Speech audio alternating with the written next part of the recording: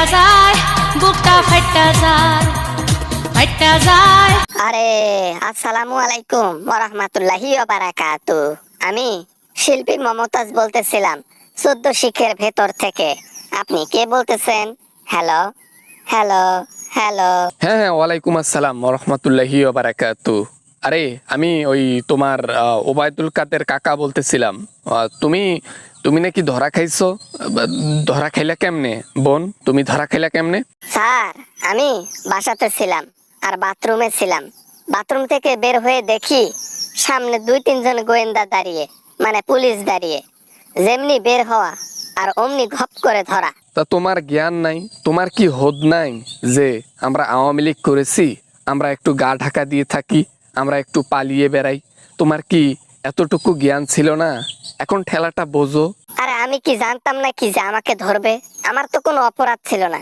আমি তো সংসদ ভবনে শুধু গান গাইতাম আর আমি শুধু সংসদে মাতিয়ে রাখতাম। আমার কাজ ছিল নেতাদের ঠান্ডা করা, সেটাই করছি আমি। এটা অপরাধ? অযোগ্য একজন ব্যক্তি যখন এমপি মন্ত্রী হয় তখন জনগণ তাকে টার্গেট করে রাখে। সুযোগ পাইছে, তোমাকে খেয়ে দিছে। এখন ঠেলাটা বোঝো, কত ধানে কত চাল। তা কি এখন খবর কি? রিমান্ডে নাকি? স্যার, জীবন তো শেষ হয়ে যাচ্ছে রিমান্ডে। রিমান্ডের মধ্যে শুধু কি ডিম দিচ্ছে তা না, বিভিন্ন ধরনের শাস্তি পাচ্ছি, যে শাস্তি কল্পনাও করি নাই। কেন যে আমি ভুল করে আওয়ামী লীগ করতে গেলাম? জীবনটা সুন্দর ছিল আগে। ঠিক আছে ঠিক আছে, পস্তাইয়া কোনো লাভ নেই। তুমি জানা সত্ত্বেও ধরা খাইছো। তুমি ভালো করেই জানো আওয়ামী লীগের পতন হলে তুমি একদিন ধরা খাবা।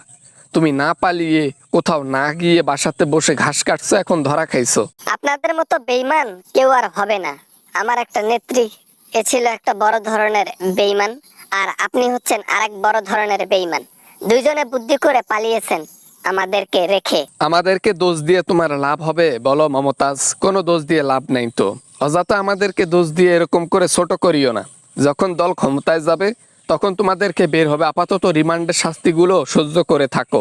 আরে স্যার, এই শাস্তি কি সহ্য করা যায় নাকি? তার উপর আবার এমন ছেলের মধ্যে রাখছে, যে ছেলের মধ্যে আনিসুল হক আছে, ব্যারিস্টার সুমন আছে, সালমান এফ রহমান আছে। এক কথায় আমাকে একেবারে চুষে চুষে খাচ্ছে। কি আর বলি আমি। এনজয় করো। যখন ক্ষমতায় ছিলা এবং বাহিরে ছিলা, সবার বাসাতে গিয়ে আমার বাসাতেও আসছিলা, এসে তো শান্তি মতো কাজ করে গিয়েছো, শান্তি দিয়েছো। এখন ওখানে দেও একটু শান্তি। সমস্যা কোথায়? আমরাই তো। দুঃখের সময় আর হাসাইয়েন না, বুঝছেন? আমি না হয় ক্ষমতায় ছিলাম, আনন্দে আনন্দে সবাইকে মাতিয়ে রাখতাম, সংসদে যেমন গান গাইয়ে আর নেতাদের বাসায় গিয়ে। এই হচ্ছে আমার ঘটনা। আর এর মধ্যে আমাকে ধরে ফেললো, অপরাধ এটা? বড় বড় উন্নয়নের নামে বড় বড় টাকা চুরি করে খাইছো। শুধু কি তুমি টাকা চুরি করছো? আমরাও টাকা কম চুরি করি নাই।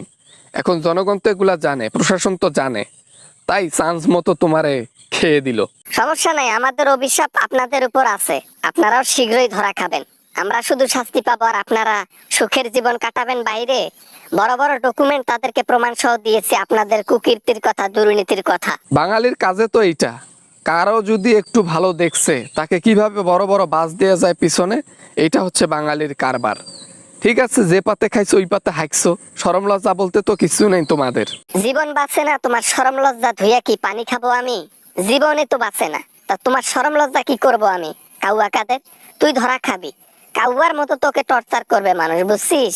একদিন তুই ধরা খাবি জনগণের হাতে। না মানে না, ফোন রেখে দিলাম মমতাজ, ফোন রেখে দিলাম। তুমি এখন উল্টাপাল্টা কথা বলবা? এই যে কাউয়া কাউয়া করতেছো, অনেকদিন থেকে কাউয়া কেউ বলে না। তোমার সাথে কথা বলতেছি, তুমিও কাউয়া বলতেছো, মনটাই খারাপ হয়ে গেল। রাখলাম ফোন। নিজেকে পালিয়ে রেখে মনে করছো কি যে তোমরা বেঁচে গেছো?